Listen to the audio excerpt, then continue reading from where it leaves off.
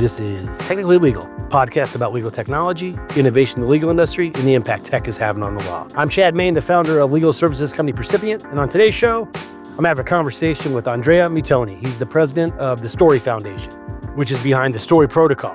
That's a blockchain that's specifically built as an open intellectual property infrastructure to facilitate the registration of IP, the licensing of IP, and monetization of IP, all in one place and on-chain.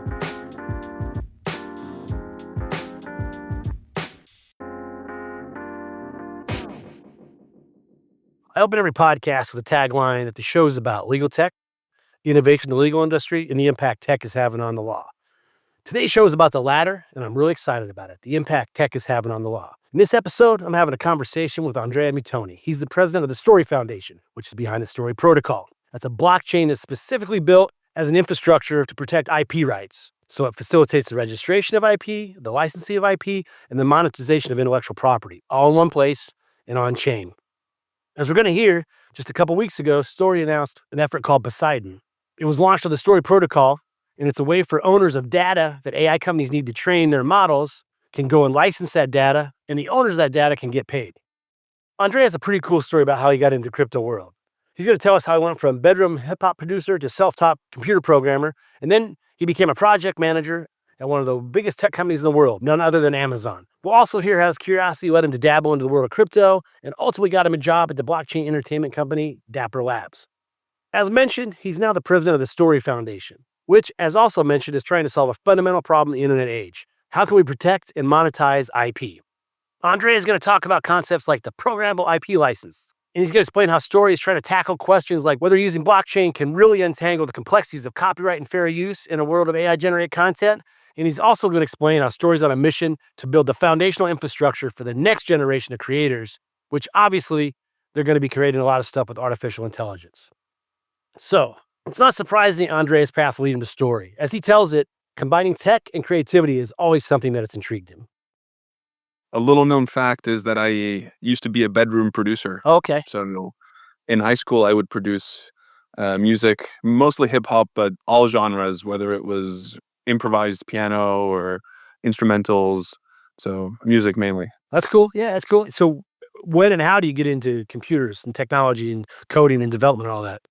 I've always been drawn to it ever since I was very little. I remember I was like maybe 6 or 7, and I was trying out the family home computer at the time. I think it was Windows 95, and I remember distinctly trying to figure out what the minus, the square, and the X were for, right? Because no one was there to like teach it, right? I was just hopping on the computer and trying to use it. And at the time, a lot of the UI primitives were still kind of being invented, right? So it wasn't as obvious as it was today because every app had their own little way of navigating, had their own UI quirks. I remember just using it, funnily enough, like one of the first uses I used it for was to use Windows Media Player to just play CDs. So full circle, right? And then I kind of got into, okay, I saw things on screen. I was like, okay, how can I make that, right? How can I turn my ideas into something like that? And one of my first books related to computers was C++ for Dummies, which was probably not the best choice because C++, even if it's written for dummies, is still It's very complicated. Yeah. yeah. And I'm not smart enough. So I went through that book cover to cover, tried everything. But C++ is a very, I don't know, I don't think it's the best language to start programming with, right? It's much better to start with something that teaches you the logic without having to worry too much about the syntax and the quirks. And then it kind of just snowballed. And even though at university I studied finance and economics, I co-founded a startup which was more of like a consulting company. So not a traditional startup that tries to scale a product and, to turn into a unicorn. It was more of a consulting company where we would create full stack apps for different people. And we would always try to work at the intersection of art and tech. So we would work maybe with theaters, or we would work with creating software that created, for example, with one customer, they had like 1,000-page catalog for all sorts of hardware supplies. And it took them 6 months to create the catalog for the next year, right? So 6 months into it, it was already outdated by half a year. And so they wanted a more modern solution. And so we kind of built from the ground up a whole layout software that would also act as inventory management, and it would dynamically generate the catalog. So anytime they wanted to generate a catalog, it was instantly up to date. And so like these types of intersections where it's, graphics, media with tech and trying to modernize it. We were also doing a lot of music videos, trying to explore new visual mediums. So for example, the we did a lot of experiments around, how now it's becoming a lot more popular with shows like Arcane. I don't know if you've seen it, the League of Legends show, Arcane, which looks painted, but it's animated, right? That's a genre that this was back in 2010 we were playing with and trying to figure out because, yeah, it was more of an idea than anything. But anyways, that's how I kinda got into it, so very much on the job and, building, and obviously was very fortunate to work with people, that were way smarter than me and gave me, the much better intro to programming than C++ for Dummies gave me back in the day. Then what happened to the agency? The agency is still running. The thing is, again, it was an agency and I didn't see my career really moving much with an agency, right? It was more of a, okay, what's the next project? What's the next project? What's the next client? And I always had more of this traditional startup mindset, right? It's like, let's build a product and try to scale it versus let's build it for this person and then move on to the next thing. And so that was the smallest possible company. It was like 5 people to start with.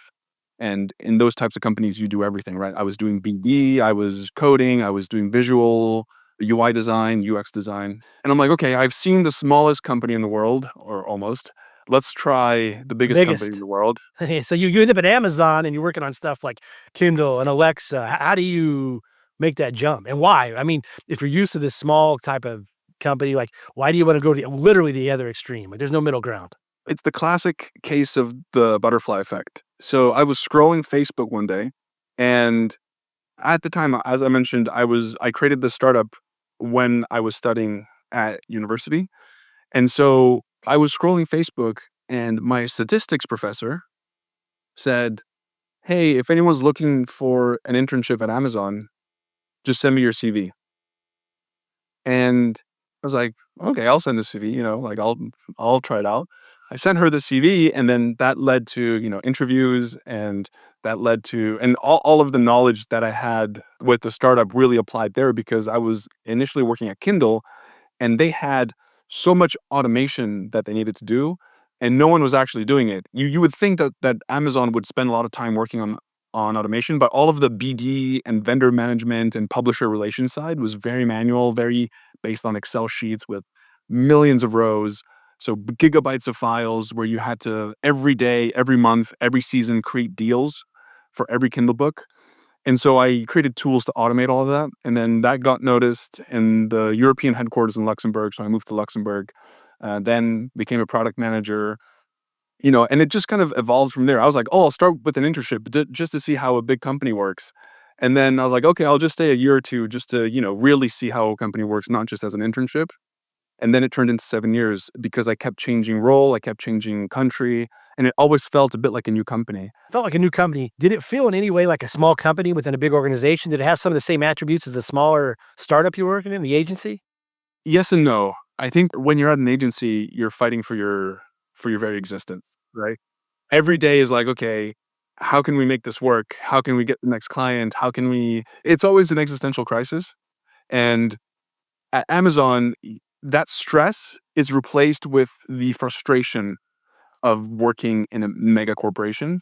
But I have to say, Amazon is very much, as you said, it's very small teams within a broader organization, so I always worked with maybe 5 to 10 people, and that was our squad, and, we were pretty independent, and it never felt suffocating, but definitely, of course, frustrating, and that's why after 7 years of Amazon, I was like, "Okay, I need to get back to, more smaller companies." And speaking of which, you go to Dapper Labs, which is a how do we describe it? Blockchain-based company. They did the NBA Top Shot. It's experiences, entertainment. How would you describe Dapper?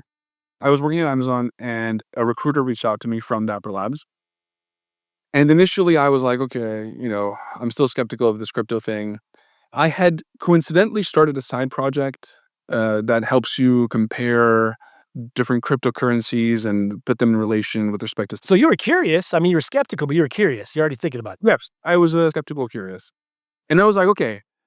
Dapper Labs reached out. I did my research on Dapper Labs, and it turned out that the two things that had pierced the veil of Web3 into the Web2 world at the time, the only two things that really landed on Hacker News or on the mainstream media that I had also picked up was CryptoKitties and NBA Top Shot, right? And I'm like, oh wow, they're from the same company. And so, given that I was a little skeptical, and I was convinced that, hey, if crypto works out, it needs to be mainstream adopted, right? Like, there's no other option. I'll go and see what this crypto thing is about by going to work at a company, and I'm going to choose a company that has done the most in terms of reaching the mainstream. It was a coincidence that they reached out to me, but it was a very deliberate decision that I chose to go there because it was with okay, let's see what this whole crypto thing is about firsthand. But choosing Dapper Labs was very much a deliberate decision. And, like, they're still to this day, like, incredible in terms of what type of IP that they can bring on chain and create experiences around. What year was this? It sounds like maybe early 2020. This was in 2021. Yeah. So you say that Dapper Labs is one of the very first actual use cases that was consumer facing and was being adopted. Am I oversimplifying it when I say that the Top Shot's kind of like a trading card? It's an NFT, but a trading Yeah, card yeah, online. yeah, yeah, Is that a yeah, good way to describe it? Yeah. yeah, for And sure. so, yeah, that's good adoption. So a lot of the time you spend both at Amazon and Dapper, if I'm correct, is developer relations. Is that right? Yeah. And how'd you end up there? So at Amazon, I reinvented myself a couple times. I started as a vendor manager, and then, as I said, I was working a lot with automation tools, and they picked up on my technical side. And so the perfect union was product manager, like a technical product manager, where I would be working with dev teams, but also focused on product applications. So I would be creating features for the detail pages that were responsible for, millions and millions of dollars in sales to, in a way, compete with the physical book business, right? So we were the Kindle book business and we had to compete with the physical book business, going back to your point about different teams in the same company. Then that was when Alexa started to hit the scene. And at the time, it was revolutionary. And at that time, all it could do was set timers and, be very prescriptive in what you could tell it. If it launched today, it would have been like tenfold, a hundredfold. But anyways, I saw Alexa and I was like, okay, I want to work there. And then I saw a job description that I felt was not even a job. I saw something called technical evangelist. And I read the job description and it said, okay, you have to travel around, speak at events, create prototypes, and play with technology. And that's pretty much it. And that's kind of the benefit of the big company, right? Like the agency can't afford that person, right? Exactly. I read that job description. I'm like, oh, wait, I'm getting paid to travel to conferences, to meet people, to speak at conferences, to tinker with, the Alexa development kit and create skills, which were the apps that you could build for Alexa. I was like, wow, this is amazing. And I reached out to the hiring manager, and the hiring manager was like, but you're a product manager. You don't have anything on paper that says that you are a software engineer or something. And I'm like, yeah, but, I still think I can do it. And so he's like, okay, why don't you go back and build 3 skills?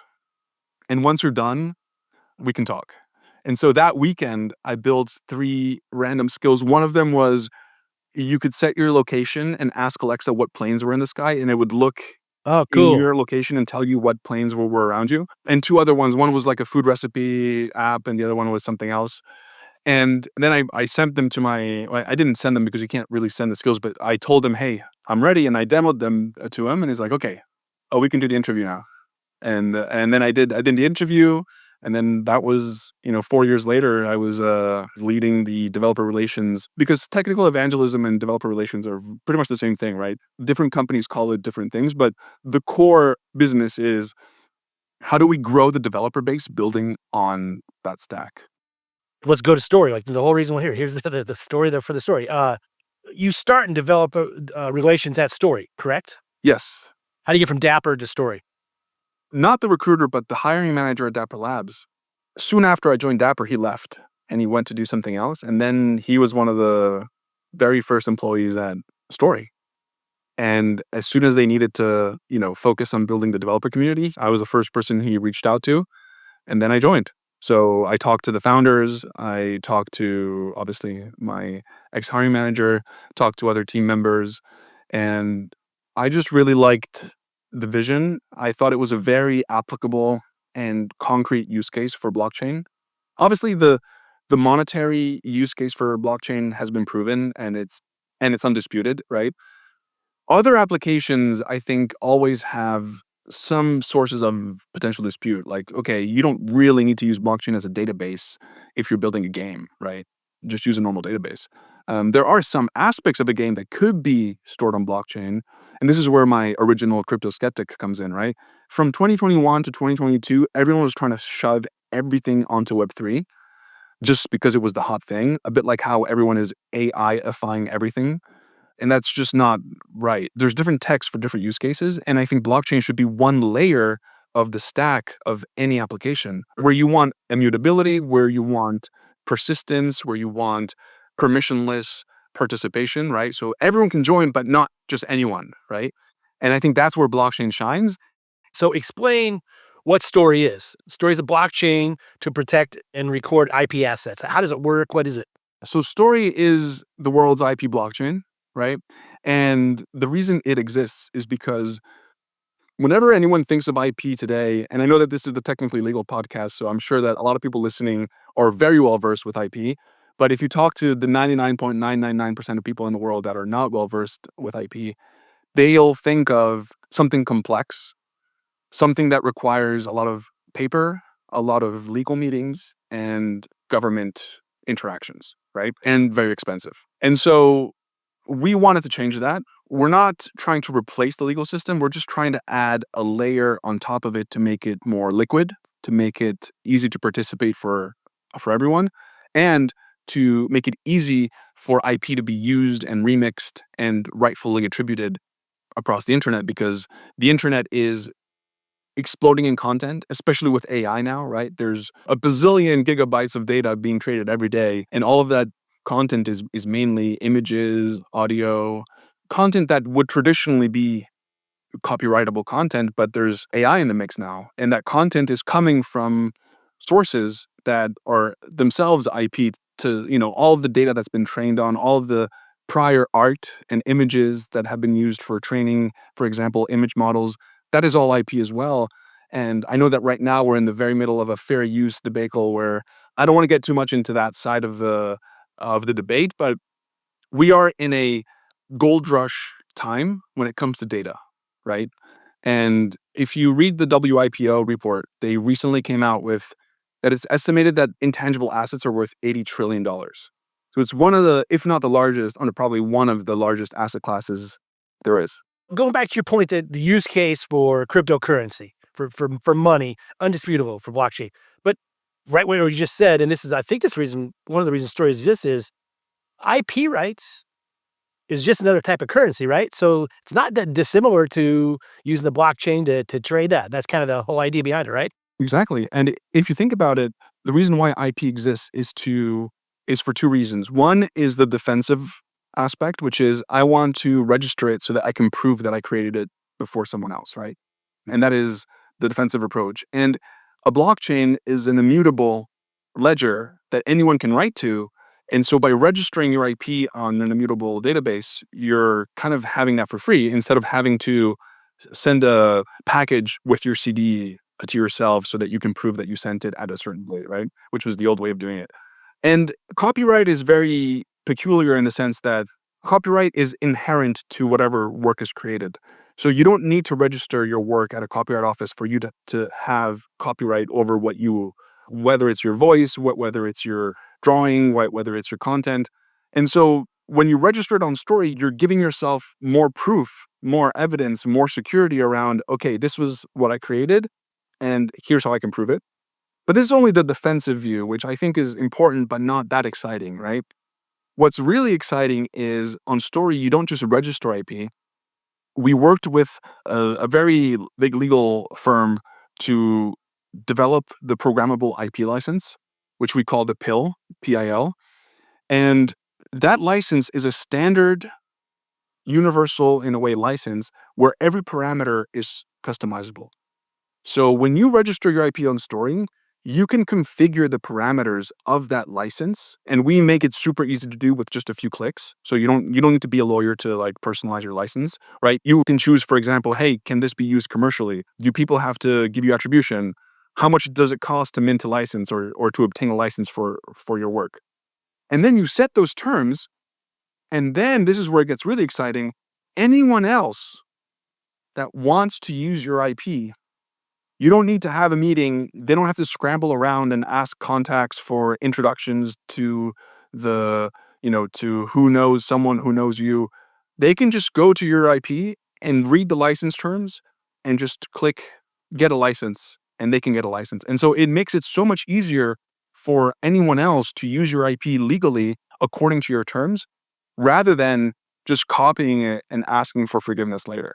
Let's talk about the mechanics of that. You've already hit on all there's different layers to the story protocol. You got the base layer, the L1, but then on top of that, you guys call it the proof of creativity layer, and that's where you register your. Where you register, where you have the licensing, where you have royalty flows, where you have disputes, everything is on the proof of creativity. I think there's a third layer, the programmable layer. Yes, exactly. So all of that is governed through smart contracts. So you can build applications on top of it, right? So you could create code logic that evaluates certain IPs based on license terms that you can programmatically query without having to, open a PDF and read it, which is very powerful. So you can, for example, you could write a tool that scrolls through all different types of IPs on Story and automatically licenses any IP within a certain category that you want that satisfies the terms and conditions that you need, right? That you are comfortable with. And this is very important for AI data sets, right? If you want to register all of the photos of people in nature, then you need to be able to make sure that all the photos that you license are according to the terms that you're comfortable either paying for or using in your model. So this gives a lot of transparency and a lot of programmability to the whole IP. I saw on your website, I like this analogy. I want you to kind of riff on it a little bit. You say story is to IP what USDC is to fiat. What's the analogy there? What does that mean? Great quote. The analogy there is USDC is a way to on ramp. We should point out the stable coin. USDC is a stable coin, a one for one stable coin. So USDC is a stable coin, and it's a way to bring your dollars on chain, right? You exchange your US dollars for USDC dollars, which is a token that is one for one exchanged with your dollars, right? So you put a dollar in, you get one USDC out, and it's on chain, which means you can then use your dollars for trading, for any form of financial use within the on-chain ecosystem, right? Whether it's a DeFi application, whether it's an exchange, and this process of converting your fiat to USDC is called on-ramping, right? And when you want to do the reverse, it's called off-ramping. So you can convert one USDC to US dollar, right, in your bank account. That's called off-ramping. And with Story, we are in a way on-ramping and off-ramping law, right? Because the PIL is a license that is viable in the real world. It doesn't just live on chain. And so whenever you want to off-ramp this programmable license, you can always rasterize it back to a paper document that contains all of your personalizations, all of your custom parameters, and that is a license that you can go and use to defend your IP wherever you need, right? And likewise, you can then on-ramp your IP by choosing the PIL, and all of those legal terms will be on-chained. So it's very similar to US dollar to USDC, but when it comes to licensing. Right, it goes back to your example of the CD, right? I mean, if you got a CD, you can't really be used. You can't really monetize that unless you're like, you got to actually physically take it to somebody. I mean, nowadays you would send it on online. But what the point being, you got to have somebody to digitize that and make it available to the internet, the digital world, right? And that's what you're doing with your IP. Like, so the example of the fiat is I got a bunch of cash under my mattress. Well, I can't use that in an app I built. I have to convert that to some sort of digital form of currency that I can use in Exactly. the app. Yeah. Okay, so just recently, you guys made a big announcement. A16Z got behind you. You're rolling out called an app that sits on top of Story Poseidon. How do you describe it? Explain what it is. It's a bit of both. In the sense, it's both a platform and an app. A good way to compare it is Scale AI. Scale AI is a company that has been sourcing data for AI companies for several years. And recently, Facebook invested 14 billion into Scale AI.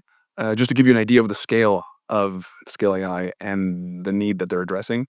And Poseidon is a Web3 take on that, which is models and compute have pretty much become commoditized, right? Models are competing more and more, and the edge that they have within themselves and across each other is almost like splitting hairs.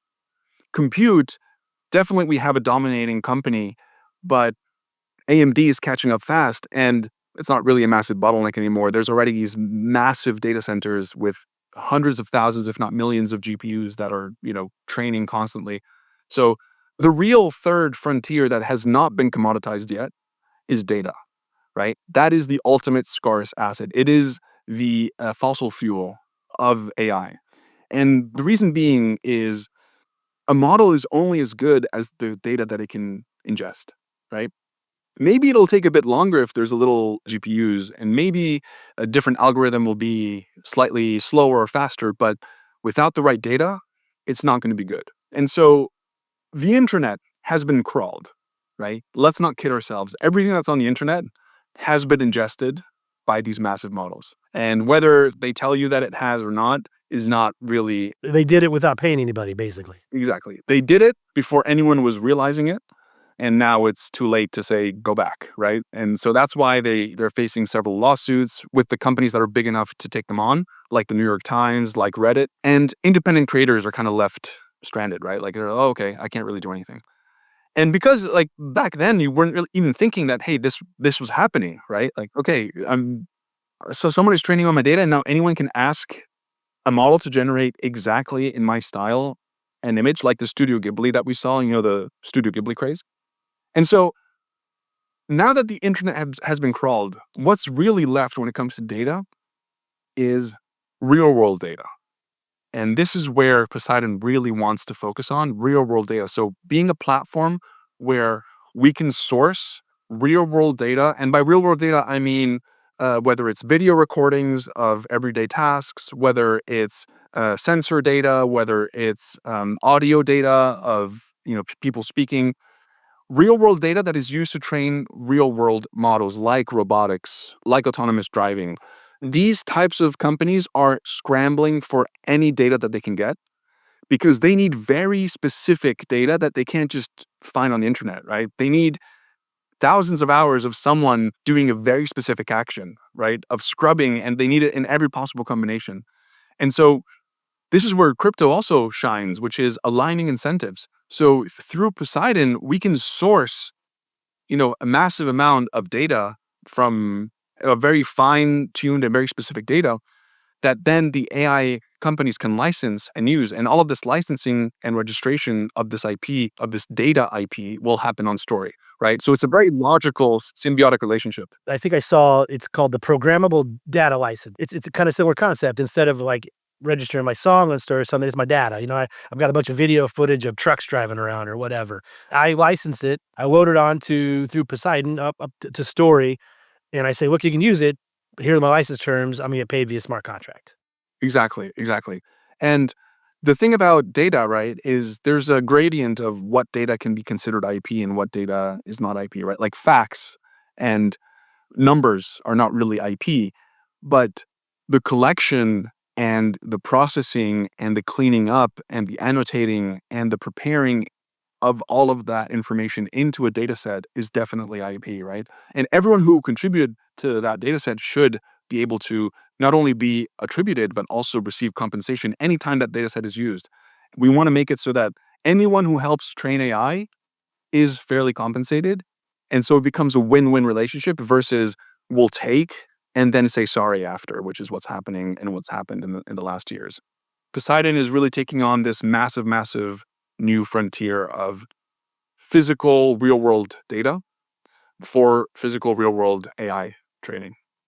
So that actually leads to just a question both about Poseidon, but Story in general is how do you promote adoption? How do you get people to use it? How do you make this the go-to way for licensing IP, for licensing this data for training LLMs? What are your ideas there? This is where I think Web3 shines, right? Web3 is really good at motivating and creating a network effect of incentives because of how everything, including the financial layer, is extremely programmable, right? And so, how someone like Scale AI would work is, and then, this is speculation at this point, but is they would go through a procurement process. They would, negotiate with maybe certain companies that will subcontract and coordinate people to their employees, whether it's a factory or something, and get that data, send it back to them. They would meet and strike up an agreement, and then they would use that data and then sell it to different AI companies. The way that Poseidon can work, thanks to being Web3 and on crypto rails, is anytime there's a need for any type of data, or even proactively, anyone can contribute their data and receive, whether it's points or tokens in return, right? And therefore, you have an implicit incentive mechanism that helps coordinate masses of people all around the world to proactively participate versus having to manually reach out and create these types of ad hoc agreements. Now, one caveat is Poseidon is still very, very early days, but we're already talking to some very big AI companies. So stay tuned for more there. Also, stay tuned for more on Poseidon. But I just really want to emphasize that this is another great use case for crypto. So I guess you say what talks to big AI companies. At first, I was going to ask, well, what's their motivation and get it for free? But to your point, the whole reason for Poseidon is it's data they don't have access to. It's private data Exactly. that's sitting on servers somewhere, or maybe it's not even And created yet, right? Chad, sorry, one other thing, it's not just real world data, it's IP safe, IP cleared real world data, right? Because now they're starting to get afraid of just using any data that they find. They need to be sure that the data that they use for models won't come and bite them in the butt later on. And so by using Web3 to coordinate these masses of data contributors and having the licensing rails up story, effectively creating a transparent end-to-end licensing for all of this data, the final data set can be attributed and IP cleared from start to finish, which is not something that massive data sets that you randomly find on the internet can say, because what they'll tell you is, oh, just claim fair use and you're good, right? Like, for example, Facebook is in legal proceedings because they allegedly torrented a massive ebook repository of millions of books because there was no way to license them properly, right? They just torrented and claimed fair use. And that's just the nature of crawlable data. If it's on the internet, companies will crawl it and use it for AI training. I guess the envisioned use case, because all smart contract based, is I go in, I agree to the license, I pay whatever I'm going to pay, whatever the smart contract says, and then I immediately have access to the data. But we should point out the data is not stored on story; it's stored elsewhere. Yes. But I guess the envisioned use case is it will be released via the smart contract. All right, we got payment, they agreed to the license, boom, you have access now. Exactly. All of the IP related metadata is stored on Story. So, what is this IP? What are the licensing terms? All of that is all on Story, but the underlying file is not. So, wherever you store that file, you can control who has access. So, for example, only people who have a license can get access to that file, right? And that creates some enforcement built in. Yeah. I was thinking too, there's decentralized storage like Arweave and stuff, but it wouldn't even necessarily have to be decentralized. And in fact, it wouldn't be if you own this data. It was proprietary, right? Maybe you have it on your own servers and you just interact with the apps on Story and Poseidon, right? Yeah, exactly. I know you got a lot going on, so maybe you've already told us, but what's on the roadmap? Like, what are the most pressing things you guys want to get done in the next 6 months to a year?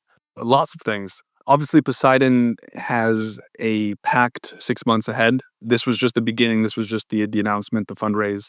But the team is already scrambling, and as I said, already in talks, and in some cases, in very advanced talks with very big AI companies. They're going to be building both back end and front end applications and infrastructure to get this data pipeline to be as effective as possible for AI training. Because again, it's not just gathering data, it's also transforming it and cleaning it and making sure that the final data set is as high signal as possible, right? So taking out moments that are not that are not useful, automatically labeling certain actions. All of that needs to happen before a piece of data is actually useful for an AI company to use. So lots of work being done there. On the story side, our mission is to be the AI native infrastructure for IP, right? And so that means expanding the proof of creativity protocol to, for example, support the programmable data license, to introduce new forms of IP that are related to AI training and data sets, because now you have fragments that together make up a piece of IP.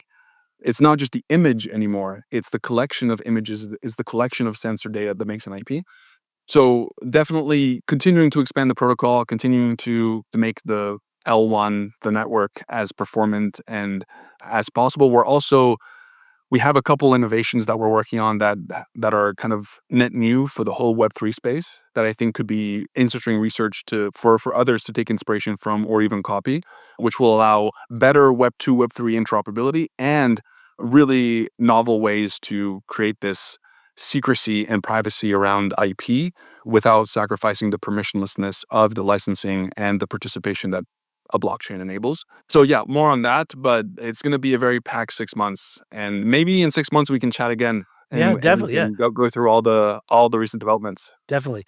If I'm an artist or an IP owner, why do I want to use Story versus some other chain? Why did Ethereum or Solana or go Polygon a layer two? Like, what makes Story best suited to record, protect, execute on IP rights?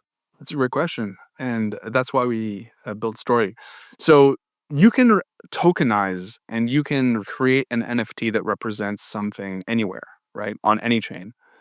The problem is once you've done that, you haven't really it goes back to our conversation earlier about the defensive and the offensive or proactive layer, right? The defensive layer can be done on anywhere, even a postage stamp where you mail yourself your image and you can prove that you posted it without opening the envelope. And this is pretty much the same with any other blockchain. But other blockchains don't have any form of licensing.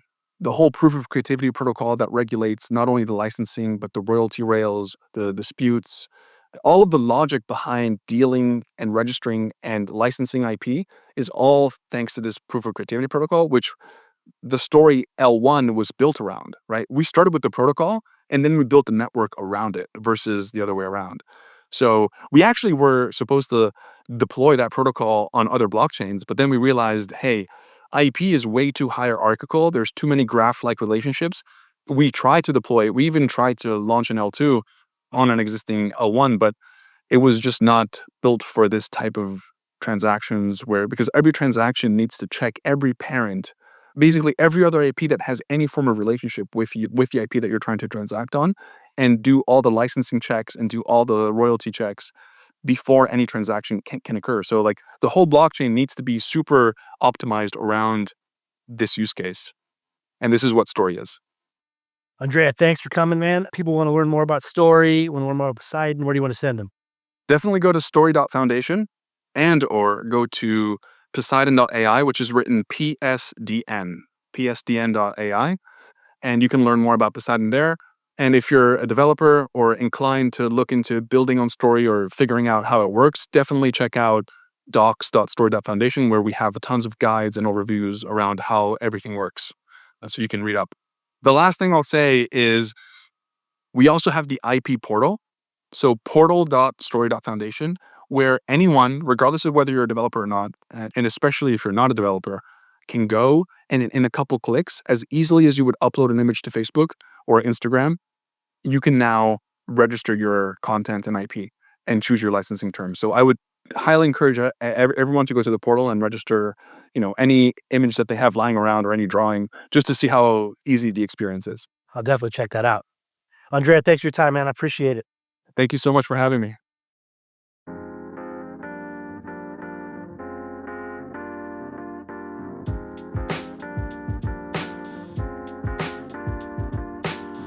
Okay, that's a wrap for today's episode. As always, we really appreciate you listening. If you want to subscribe, you can find us on most major podcast platforms like Apple, Spotify, Google, Stitcher, etc. Also, if you like us enough, I hope you leave us a favorable review. Thanks again for listening. Until next time, this has been Technically Legal.